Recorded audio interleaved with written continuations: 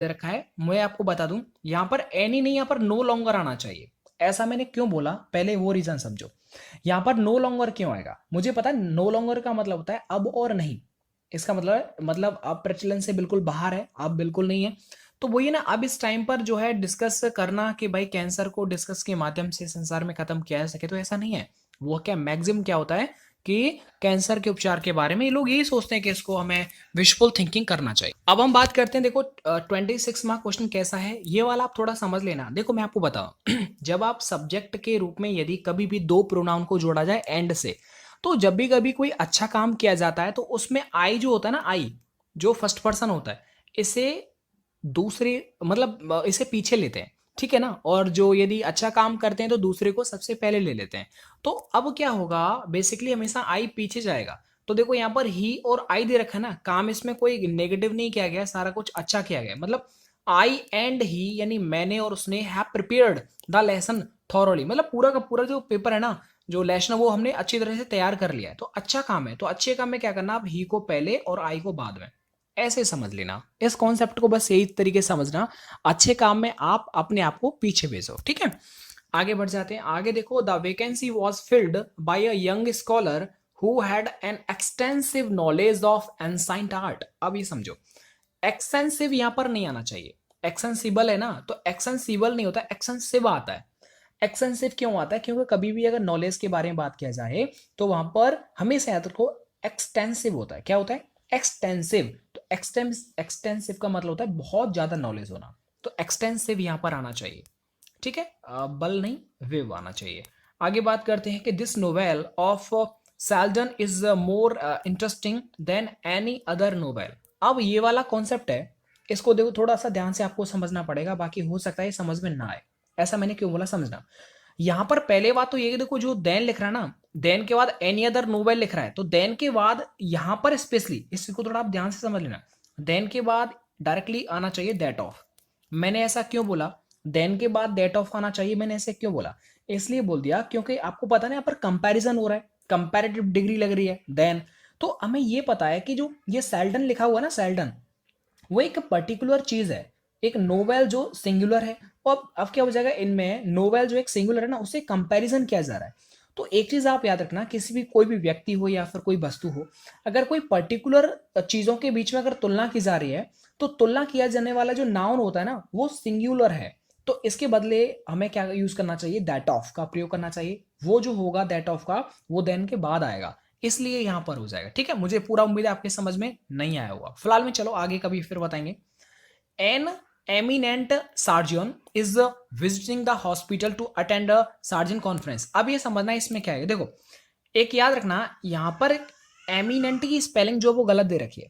Eminent का मतलब होता है जो बहुत ज्यादा प्रसिद्ध हो, विख्यात हो, तो स्पेलिंग हो जाएगा EMINENT, एमिनेंट सार्जन, ठीक है। तो एमिनेंट मतलब जो प्रसिद्ध सार्जन है, तो यहां पर एमिनेंट की स्पेलिंग थोड़ा सा उन्होंने गलत दे रखी थी। तो देखो कितना ज्यादा अच्छी तरह से आपको समझना है, कोई भी चीज स्पेलिंग गलती हो सकती है या फिर कोई प्रपोजिशन आ सकता है। कोशिश करता हूँ अच्छे से समझाने का, बट कोई कॉन्सेप्ट होता है जो थोड़ा लेंदी होता है ना। अब जैसे मैथ में कुछ क्वेश्चंस लॉलीपॉप और कुछ क्वेश्चंस थोड़े हार्ड होते हैं, ऐसे ही इसका भी लेवल होता है।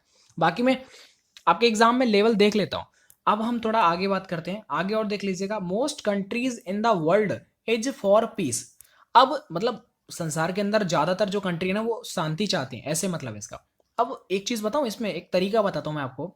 वैसे तो आप ये देखो, most countries in the world, पहली बात तो ये कि देखो ये सब इजारे में मतलब इससे पहले सब्जेक्ट का काम कर रहा है, बोलो यस और नो। अगर सब्जेक्ट आपका कंपाउंड हो, सर जी कंपाउंड कैसे, मतलब ये देखो इतना बड़ा सब्जेक्ट यार, कितनी कितनी चीजों से मिलकर बना है। तो कंपाउंड में ये देखा करो प्रेपोजिशन कहां आ रही है। तो प्रेपोजिशन से, जैसे इन यहां पर प्रेपोजिशन है, तो इस प्रेपोजिशन से पहले जो अगर नाउन सिंगुलर तो ये सिंगुलर, अगर ये प्लूरल है तो ये प्लूरल। अब कंट्रीज प्लूरल है तो इज की जगह पर आर आना चाहिए, ठीक है, मतलब बी वाला एरर है।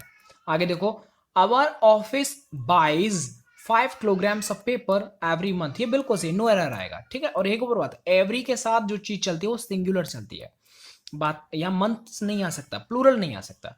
Many a man have realised that the real happiness lies in making sacrifice. देखो ये वाला कॉन्सेप्ट बहुत इजी और हर बार पूछा गया है। होता क्या है कि मैनी ए जो होता है ना, वो एक सिंगुलर होता है।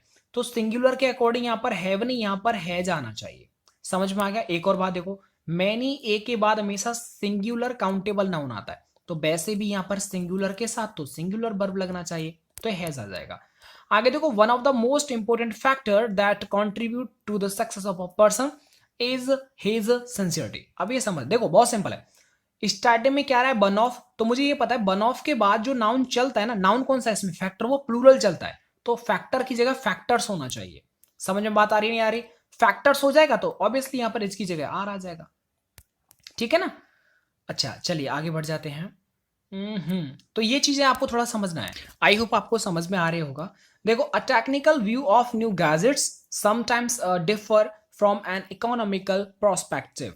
अब ये देखो, ये बहुत सिंपल है। देखो यहां पर एक चीज है, ये डिफर जो एक वर्ब है, वर्ब है ना, इससे पहले जितना दे रखा है वो सारा का सारा क्या बताओ, सब्जेक्ट का पार्ट है, यानी कंपाउंड है।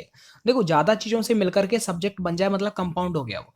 इस कंपाउंड में देखो ऑफ जो वो प्रेपोजिशन है ना, ऑफ से पहले जो दे रखा है ये नाउन, ये क्या है, सिंगुलर है व्यू, तो सिंगुलर है तो बताओ सिंगुलर वर्ब आएगा ना, सिंगुलर वर्ब यानी इसमें एस लगा देना, यानी वर्ब की फर्स्ट फॉर्म में एस लगाने से वर्ब सिंगुलर बन जाती है, ठीक है। और नाउन में अगर आप एस लगा दिया तो नाउन प्लूरल बन जाता है, दोनों उल्टे होते हैं एक दूसरे के। चलो अब इनको मैं समझाता हूं, बहुत अच्छे कॉन्सेप्ट है, इनको आप समझ लेना, कई बार मैंने रिपीट किया हो। देखो वुड हैव थर्ड फॉर्म यदि आ जाए तो दूसरे में क्या लगता है, हैड थर्ड फॉर्म, सीधा सीधा कॉन्सेप्ट है ऐसा। आपको ये पता है कि I stayed in Mumbai 8 years, यानी कि यहां पर कभी भी अगर डिजिट की बात की जाए तो हमेशा फॉर लगाते हैं, फॉर 8 years।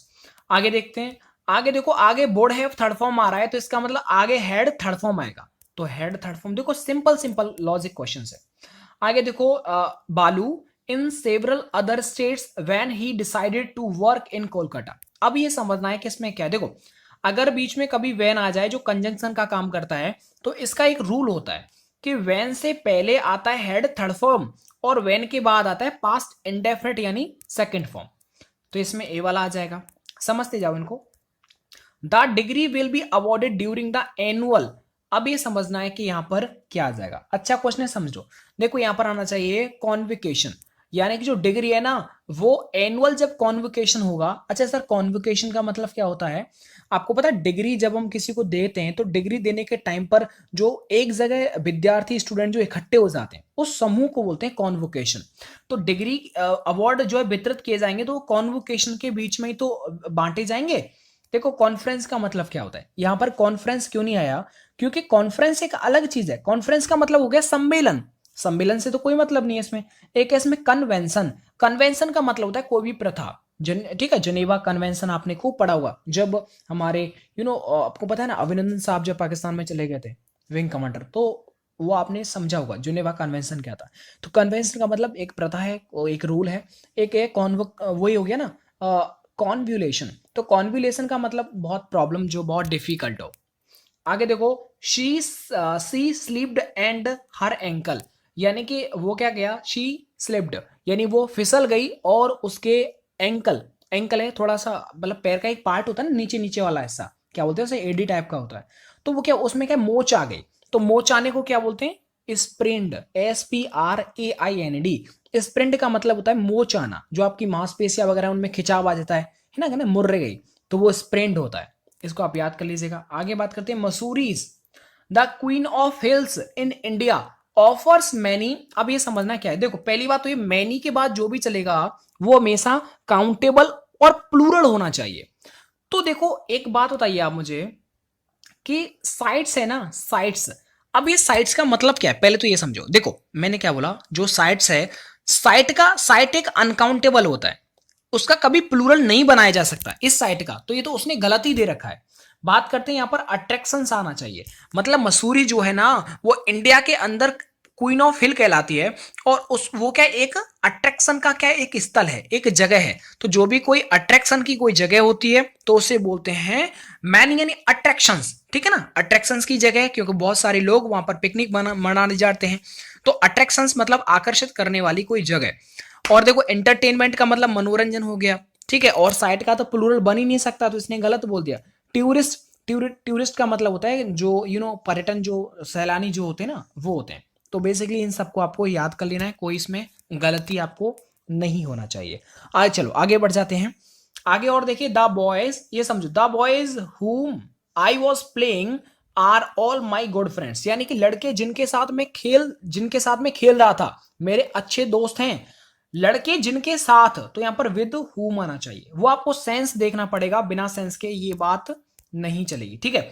चलो अब मैं फटाफट से इनको आपको समझाने की कोशिश करता हूं कि अच्छे अच्छे कॉन्सेप्ट और क्या है। अब देखिए ये वाला जितना भी वो आपका वोकैब है, इनको आप वोकैब अच्छे तरह से कर लीजिएगा। देखो आपको सिनोनियम बताना है। डैमेज, देखो समझो पहले तो, डैमेज का मतलब हो गया वही डेथ, तो इसमें हो जाएगा मृत्यु, यानी ए वाला एकदम सही हो जाएगा, ठीक है। इनको आपको याद करना है। और कोई है, देखो मिस फॉर्च्यून वही दुर्भाग्य हो गया, एक्सीडेंट दुर्घटना, डिसमिजल, तो डिसमिजल का मतलब होता है कोई चीज किसी व्यक्ति को काम से निकाल देना।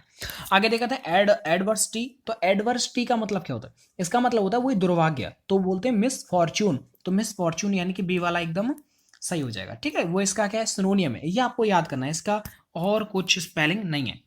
आगे बढ़ जाते हैं। अच्छा हाँ देखो, मंडेन, तो मंडेन का ऑर्डिनरी होता है।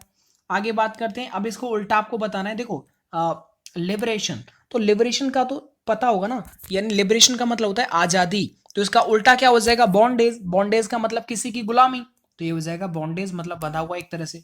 आगे बढ़ जाते हैं, आगे है क्रूअल, क्रूअल का मतलब होता है जो क्रू, उल्टा क्या हो जाएगा, काइंड, इसका हो जाएगा उल्टा।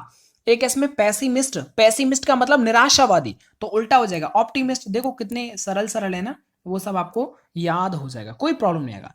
एक इसमें वॉकलिस्ट, देखो ये नया स्पेलिंग है। वॉकलिस्ट का मतलब होता है जो सिंगर होता है, गायक होता है। बिलीवर का मतलब विश्वास करने वाला।